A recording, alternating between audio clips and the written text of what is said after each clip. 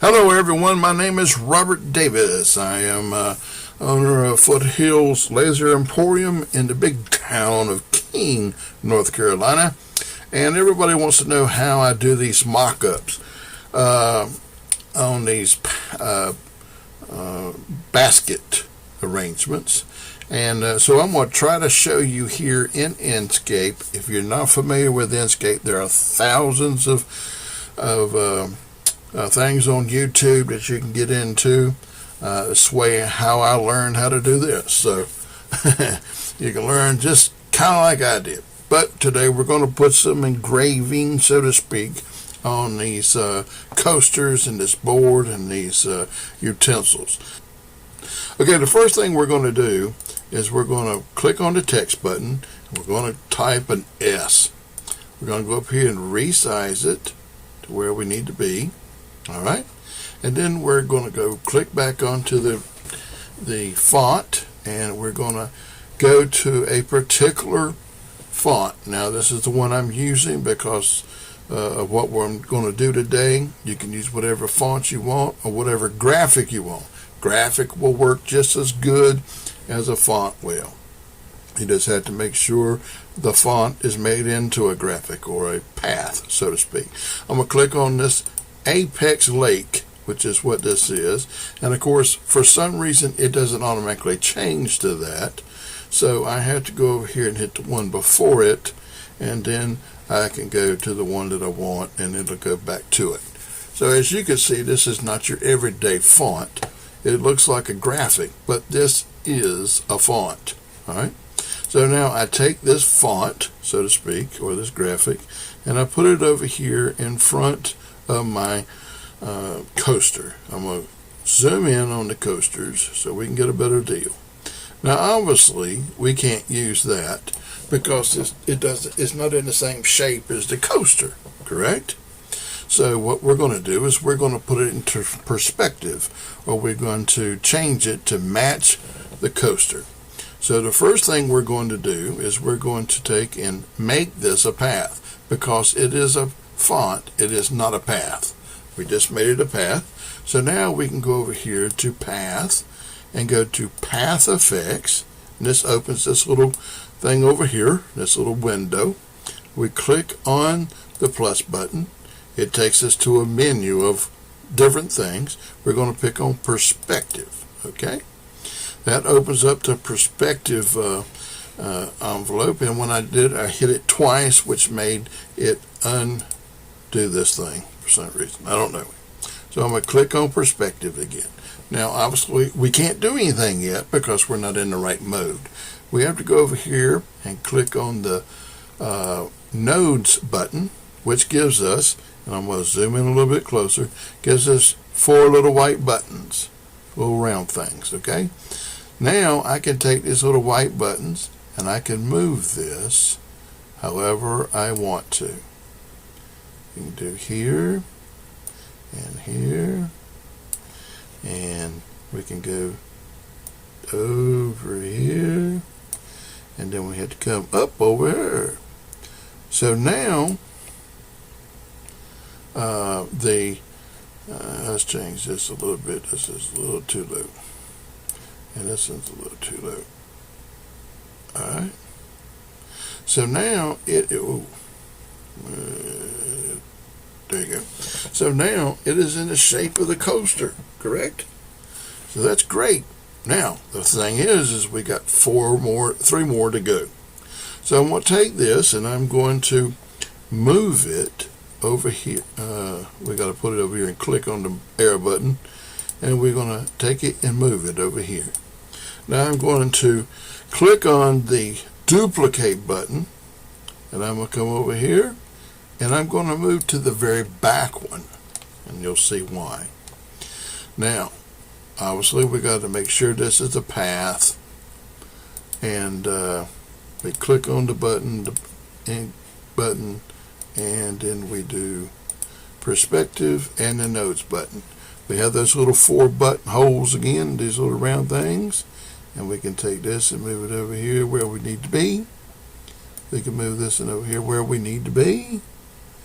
We can move this and up here where we need to be. And this one probably is going to be right about, I'm just guessing because I can't see it. As you can see, we have that. But the problem is we got coasters in front of it.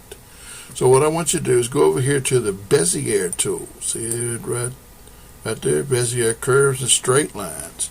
We're going to go over here to the top of the coaster that's in front of it, and you're going to click on that, come to the edge of the board, of the coaster, come all the way down, come across, go back up. Now you have actually made a graphic that goes on top of that. Okay. Now what I want you to do is I want you to click on the graphic that's under it. Now you have to go over here and make sure that they are a path, make sure they are ungrouped, and then go back to path and click on difference. Now you will notice that the graphic in front of that is gone. Now to save time, you'll just do the same thing for the next two. Okay? To save time, I've got the other two already made. We'll just take this and stick it over here where it goes. And we're going to take this in here. And we're going to stick this in. Nope, don't do that. And then this is going to go right there. Now if you'll notice, this one is black. So what we need to do is come back over here and change the color and change the opacity to where it kind of matches the others. Now we can take this one, since we've already done all three of those, we take this and then put it back over here where it goes in the correct spot, which is hard to do when you're that far away. And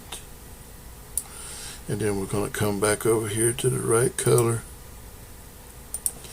and we will cut down the opacity. Now we got the coasters done. So now what we do, we got some spoons to do. We're going to click over here, we're going to put an S. All we're going to do is keep with the S. You can make it whatever you want to do as far as the font, and we'll go down here and make it the right color, and opacity if you want to, opacity I should say. No, that's not what I'm going to do. Click on this twice, and then you can rotate it and slide it over a little bit. Now, as you'll notice, that probably could be okay, but it's not technically correct because this spoon sticks out, okay, at the bottom. So we go back over here to Path Effects. Alright, Path Effects. First thing we got to do is we got to make it a path, because it's it was a font. It's not a path now. So, and now we're going to go back to Path Effects, click on here, go back to Perspective again, click on Perspective, go back to the Nodes tool, and what you want to do is we're going to pull this out this way, we're going to take this way and this way. See how that changes the perspective? Right. Now, we're just going to duplicate that, and we're going to bring it over. Going to duplicate it and bring it over here. And now we're going to turn this one around, and this one should be fine where it's at as far as the opacity goes. There you go. Now you say, well, Robert, I got a big board over here in the middle that has nothing on it. So true. So true. So now I'm going to go and download import a file for this. I have a file that I plan on putting on this, and you can put whatever file you want to on yours. This is a Winston-Salem file, as you can see, and we're going to scale this down quite a bit, not quite that much though, and we're going to bring it over here, and it is still too big, and bring it over here.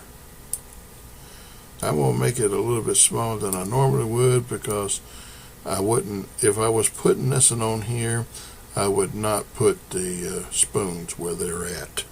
If that makes sense. I'm going to move it over a little bit this way. Now, as you can see, the board is pulled up on the right. Can you see that? It's not straight. So we're going to have to make this crooked, or at the same angle, so to speak. Now, some people like to make North Carolina this way because that's actually the way it is on the map. But I'm going to make it straight as far as I can, like that. And then we can take and move it over just a little bit. All right. And that's going to be our graphic. Now we want to change the color to it and the opacity.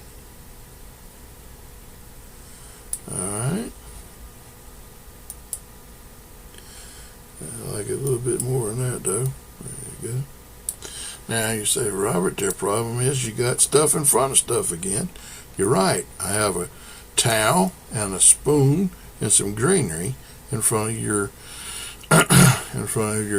graphic. So we go back over here to the Bezier curves and straight lines, and we start drawing, as you can see.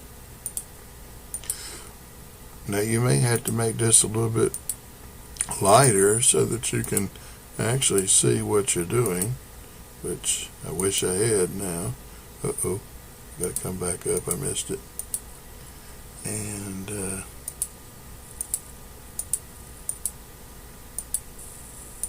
this is, just basically for the sake of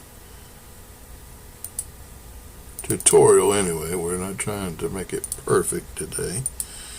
And okay, this is, click on this again. And like I said, I like to do that so I know what I'm doing. Now that we have this, we have a graphic on top of a graphic. We take the path, we object to path, object, ungroup, path, difference. And now it's gone. Obviously I didn't cut it very good, but yeah, it's one of them things. I'm in tense time.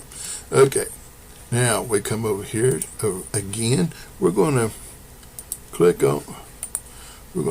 on this graphic, and we're going to make it to where we can see a little bit better. And get the Bezier tool, and we're going to go here, here, here, here, here, and here. Now, if I just noticed that the spoon is in the way also, so we're going to fix that too. Object to path, ungroup, and then difference.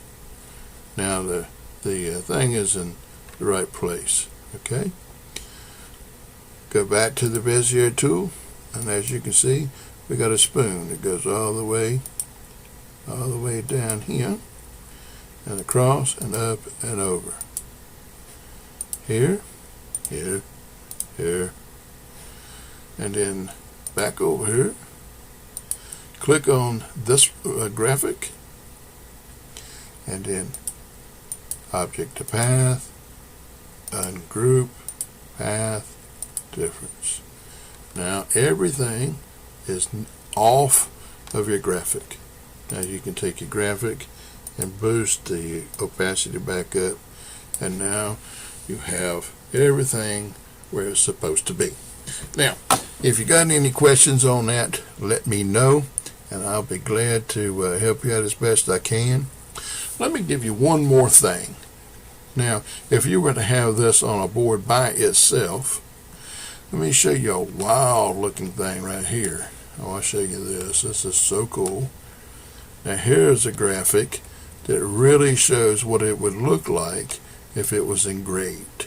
I'm not going to tell you how to do this right now because it's a lot of work, and you can't do it with the coasters because you can't take that afterwards and put it into perspective. But I thought this was so cool. I learned this today, and I'll probably be using it some more because it looks really, really real.